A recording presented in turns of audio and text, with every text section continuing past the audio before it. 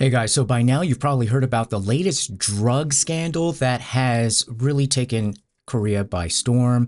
It involves Big Bang's G-Dragon, Parasite star Lee Sun-kyun, and these places, these shadowy VIP places in Gangnam called like 1% bars or 1% room salons. Like, what's all of that?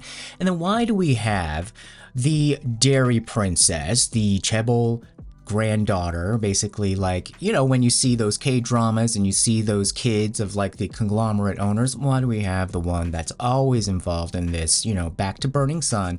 Yes, Dairy Queen, Mrs. Huang, or Miss Huang, or former Mrs., because, yeah, her husband went to the other dimension. We'll get to that. And then a YG trainee. Like, what is going on with all of this? And really, how are we going to make sense of this? What has been proven? What is still under investigation? And what are the dots that we can link from the recent past that has led us to this point?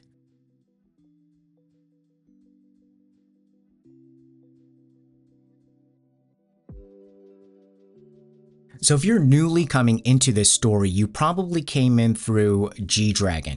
Now, G-Dragon's investigation is going on. The accusation was definitely made by the police. They booked him on the charges, so it went up to the point of charges. But G-Dragon in this story, at least in the story that we are being presented in the chronological order of the news, we're kind of at like the end of the beginning, or beginning of the middle. If you're just focused on the G-Dragon part, it's just fine if you're a fan, but at the same time, it's not the complete picture. Now, G-Dragon himself says that he has never ever done drugs, and he denies all of the allegations against him. And this doesn't include, you know, the thing like, wait a minute, back in 2011, didn't he admit that he smoked marijuana? But then in that case, he got off on that charge because he said that he thought it was just a cigarette and that it was handed to him by some businessman or Japanese businessman, VIP, probably someone like a executive producer or investor, some VIP that was in his, proximity enough to, hand him that. And then he just thought it was a cigarette, and he said to be polite, he just took a few puffs and then, that's it. And he said that he's never, done any of that ever. And so leave that up to, the police to decide, investigate, and you to decide and stuff. But, I'm thinking like, what are the, but at the same time, is he, does he deserve to be in this type of investigative situation where it could be career ending, and it could be maybe even go to jail or something like that? Or even if it was all false, that also basically has the same effect of whether it was a true, if it really got to that point. Yes, there are conspiracy theories out there saying that you throw out some of these celebrities, put a scandal, if the politicians, them old politicians, are having some sort of tough time, especially if it's like the president. That was like one theory that even a lawmaker, a fellow politician, was saying like, y'all doing this whole thing, this dog and pony show, because the president's having problems with his approval ratings, or there's something going on that they prevented from us really knowing or focusing on. Then another theory is that YG is behind it, because G-Dragon and YG, they have parted ways, and of course, that company, nothing parting is ever going to be amicable. We saw CL. And then, didn't I not warn Miss Lisa Thang that she might get CL'd? Well, it looks like she got CL'd, but I think Lisa kind of one-upped him and Celined his ass. But, the point is that that place is a very rocky kind of family, and it's not surprising to the public and netizens who have already commented saying that, like, probably there could be an element where YG himself is trying to destroy G-Dragon so G-Dragon doesn't become a competitor in the music industry. Of course, they could probably also have some beef behind the scenes, and one of the aspects of maybe a beef meatball is that, or to G-Dragon, it's a mound of meatballs, is that YG has renewed their copyright for the trademark of the name G-Dragon, and also G-Dragon's real Korean name written in English. I mean, who does that? Like, it's supposed to, well, who does it to begin with? But yeah, that was a business decision. But it's supposed to expire in 2025, but then apparently they extended it to 2035, even though they're not going to be working with each other in the future. So basically, look, he's trying to take away a G-Dragon's brand and, maybe distract him with a lot of lawsuits. But this itself is quite distracting. Now, that was just G-Dragon. So Lee Sun-kyun, the business mogul character from Parasite, which you probably all seen and know him from, he was the one that got embroiled in this scandal even before G-Dragon. And that was the celebrity case that brought a lot of attention to this recent round of investigations. And mainly it's headed by the Incheon Metropolitan Police Department. You're like, why Incheon? It's like, that's not Seoul. And, the place where all this went down is supposed to be in some like VIP place in Gangnam. Well, apparently Incheon and Busan, those two police agencies are the top when it comes to, they have the top investigative teams when it comes to drug-related investigations. And so that's why apparently, I guess, those teams are handling it. Now, Lee Sun-kyun, yes, so he has had this kind of like innocent image, but I always kind of thought like, maybe there's something a little bit something there, because like, something vibes the wrong way, but you can't really just say, oh, he vibes the wrong way. But it turns out that he did admit that, he goes to these places, and he goes to these places a lot, and even his wife and like, is also an actress who took a back seat to support her husband's acting career, said like in these variety shows, like, I'm overlooking, or, go off and, drink and do your thing, and, drinking and do your thing. And in Korea, that's something that, many wives in America would not be able to handle.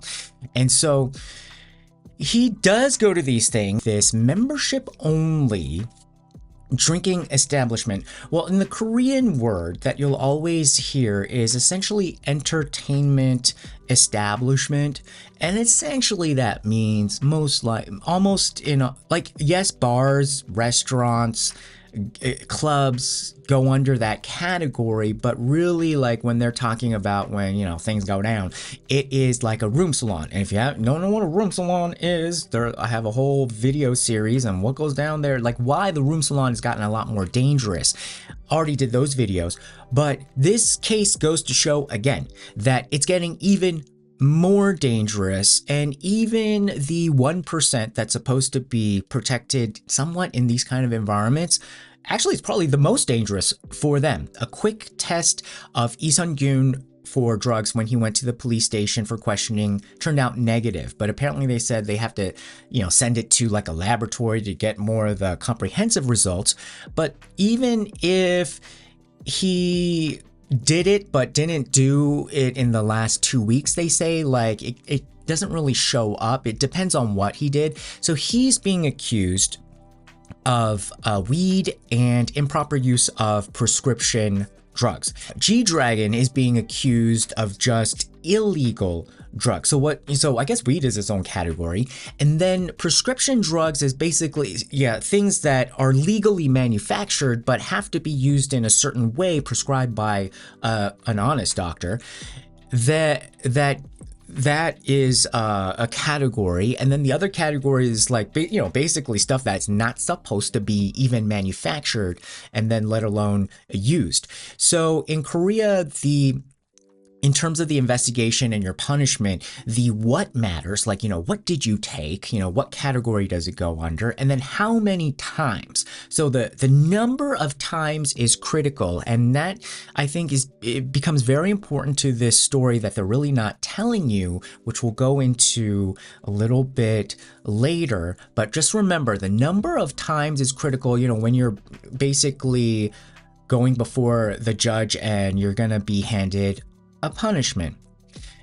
And so those investigations with those two celebrities are being currently underway. They are not connected, and it was a little bit unclear when the news first came out, like, why did G-Dragon get attached into this situation? Because the original situation with the Parasite star had a little bit much more of a direct link of the other players who first got nabbed. So now we're basically working backwards in the story. So if you kind of just see G-Dragon, you're just kind of seeing like the tail end of this dragon. We want to get to the belly. And so where it first started and where it has less media attention are more normal people or less celebrities, although these people are well known, in Gangnam. So how it all kind of came to like an eruption was there was some tip off, and at least it seemed like they sort of protect the whistleblowers, because that person, like, we have no, like, who tipped off, like, wait, how, and it's usually always probably because there's somebody pissed off, like somebody that these criminals knew and got ratted out on, because probably a fight. It's usually how it happens in this kind of situation, and has happened, according to one of the girls who is, yes, a constant fixture in this scene, in these scandals. We are talking about a Chaebol princess. I'm gonna call her not the Dairy Princess, because a Dairy Queen, because she's been doing way too many stunts to still be a princess. I'm gonna call her the Dairy Queen. Why? One of Korea's largest dairy companies, which is a big thing, because milk is expensive in Korea, even though they keep saying they are making too much milk and the price is too low. So where is the gap? Who's making the money? Dairy Queen, Miss Hwang Hana, you may kind of be like, it may be jogging something in your mind. Yes, Burning Sun. Yeah, she was embroiled in that. The Park Yu-chun drug scandal from JYJ. Yeah.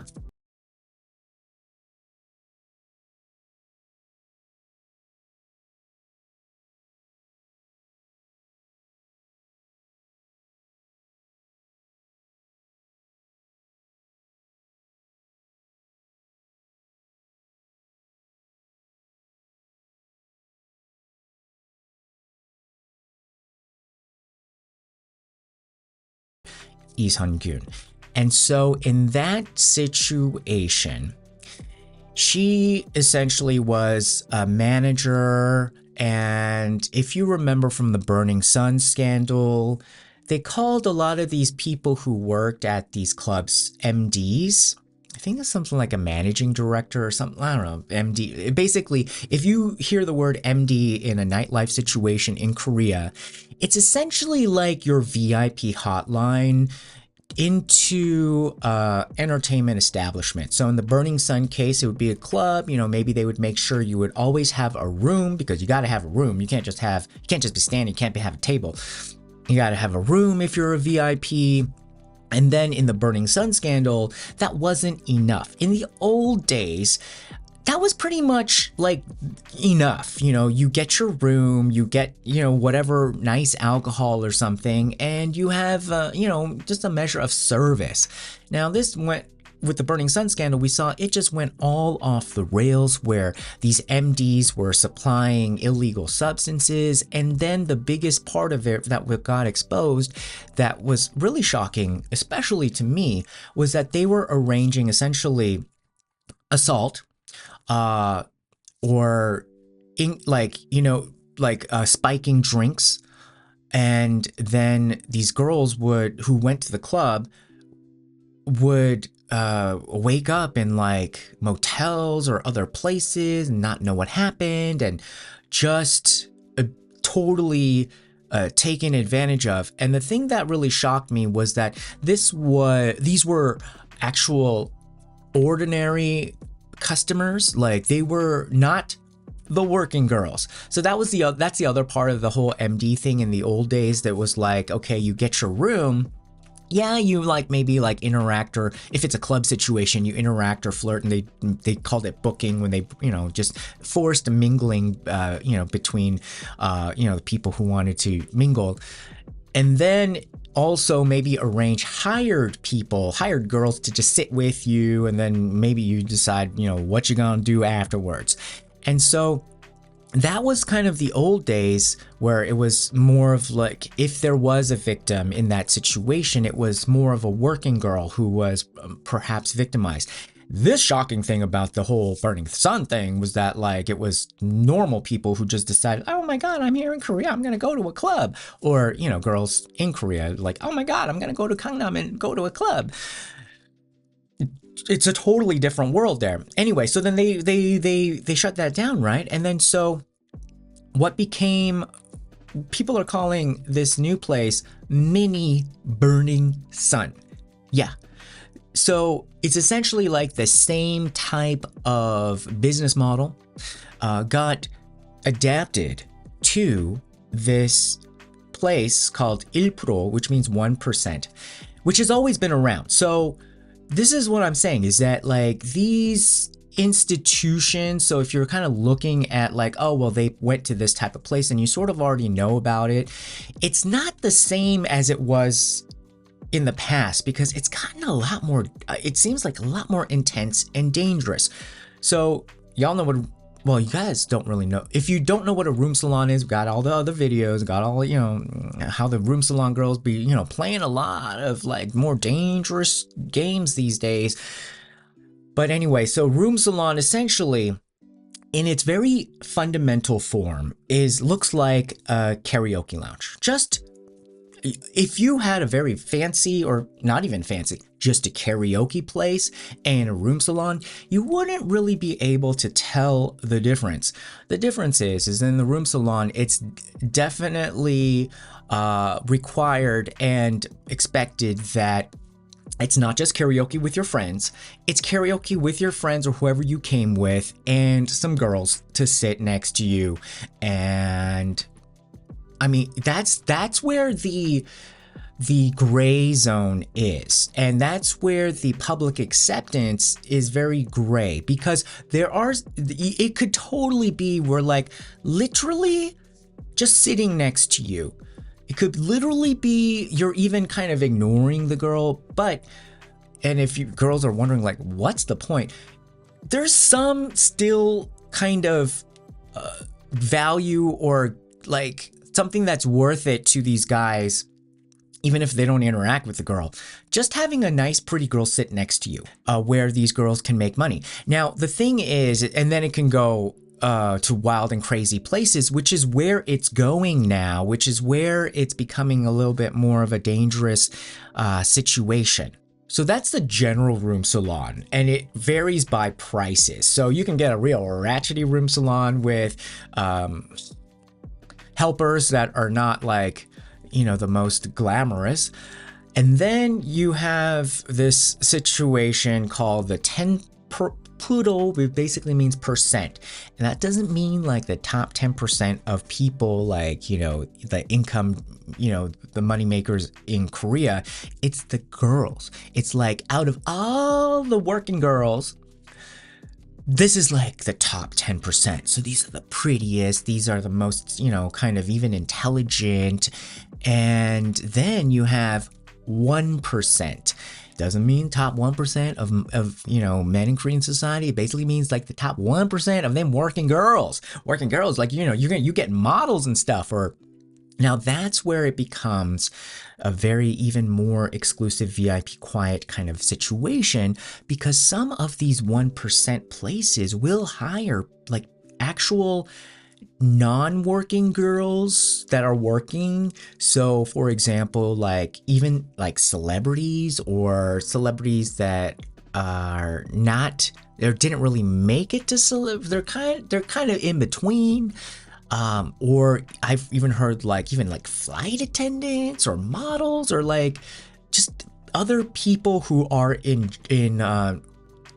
quote unquote normal parts of life. And what does that do for the men?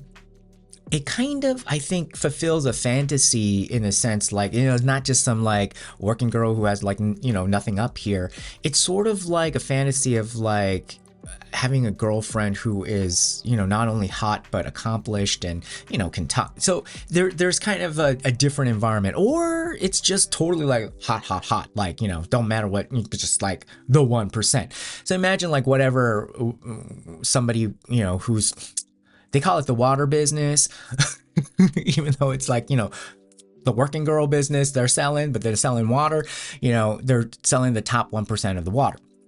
Now, this place apparently, that was what it said on the surface, and it was only by membership. So they totally screened everybody who was, you know, going to be a customer, which is a little bit different from normal room salons. I don't know what about 10%, but like, you know, people walk in, or, you know, they do have like people they can call if they're like a regular customer. You don't want to be a regular customer, but there are people who frequent these places regularly. And this is also why, if you're wondering like, why these even places exist, why aren't they shut down? Like, you know, how does this keep working?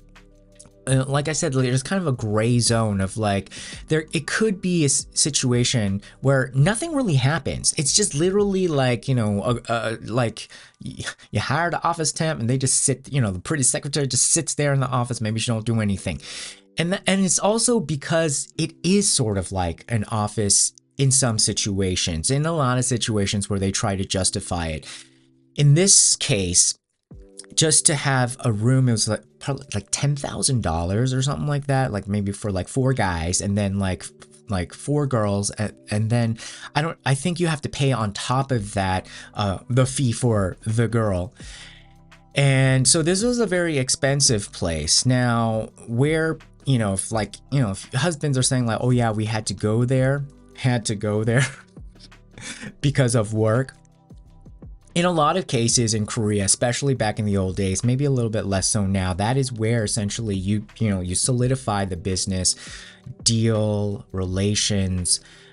I've also heard that if you really want to sort of bribe somebody or get somebody to do something that morally that person doesn't want to do, especially if it's like, you know, work related, you know, like hire my daughter or give me a contract, or, you know, like, you know, if they're like, you know, a judge or a lawyer, you know, like let go of this case, and you don't really know them that well, you don't really have like the alumni network and, you know, other ties to kind of make, you know, persuade them that the quickest way to do it is take them to a room salon.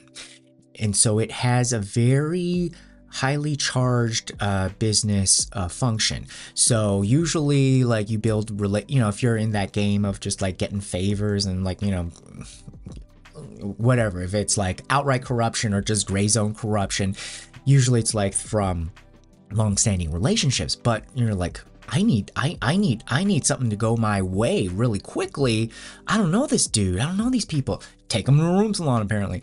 So it has a function where it is seen as like, okay, you know, even the wives, they don't like it, but they're just like, well, you know, if it helps the job, helps feed the family.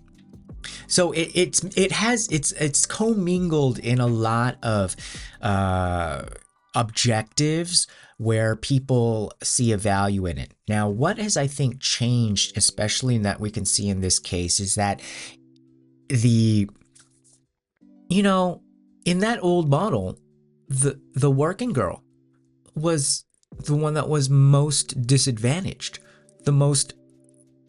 had the shortest end of the stick. Well, now it looks like it's the revenge of the working girls.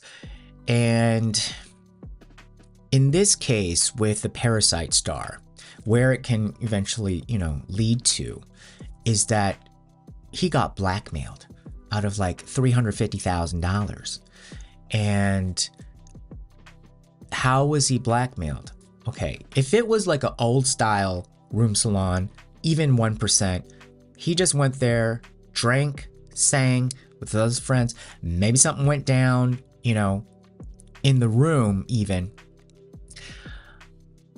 It actually wouldn't be enough for blackmail. Most likely, or it wouldn't, there would probably be other things that the celebrity or VIP could do to fight back against that situation. But what happened in this mini Burning Sun, and why they're calling this place the mini Burning Sun, is that substances were involved and were supplied by the MD. Now, the establishment owner of this 1% place says like, oh, we had nothing to do with that. That's just one very overambitious MD. We're gonna take care of her. Like, she's fired. Like, she was, doing all this kind of substance stuff. That's not what we do. We just get the 1% of the hoes in Korea that are the best. So that is what they're claiming, but they probably knew what was going on. So in this private kind of environment, this kind of stuff can happen. And they even took it to outside of that environment to the house of the MD. And that's also where apparently like the Parasite actor is being accused of like, MJ and other things that essentially apparently are just like on the pharmaceutical side, and they've roped in to this investigation the actual doctor that would be able to prescribe or get his hands on the pharmaceuticals and then distribute it. So that doctor is involved, and then this MD is involved. But girl, why is the Dairy Queen involved? We're going to get into that into the next video. But in this case, I just wanted to give an overview of what's going down, why there's this investigation, but then where did it come from? And just to give you a preview of like, you're probably wondering, but how did G-Dragon get roped into this? Well, it's most likely based on past testimony of past cases where the Dairy Queen did go to jail, did get sentenced, did get in trouble, didn't get investigated. She got a list. She got a list of celebrities that are supposedly purchasers or users, and she uses it as a negotiation method with the police or investigators to reduce her punishment. Say like, well, I can supply you with, this person, that person. And apparently we don't know exactly why, because they didn't say like, how did G-Dragon get involved into this? But it looks like in this investigation, somebody mentioned G-Dragon, provided enough evidence for the police to then book G-Dragon on charges, but they're not really saying what it is. And so that's leading a lot of his fans saying like, there is nothing even to see here, and you guys are on a witch hunt. Now, I will say that the police in Korea generally would not go that far with such a big star unless they could cover their butts.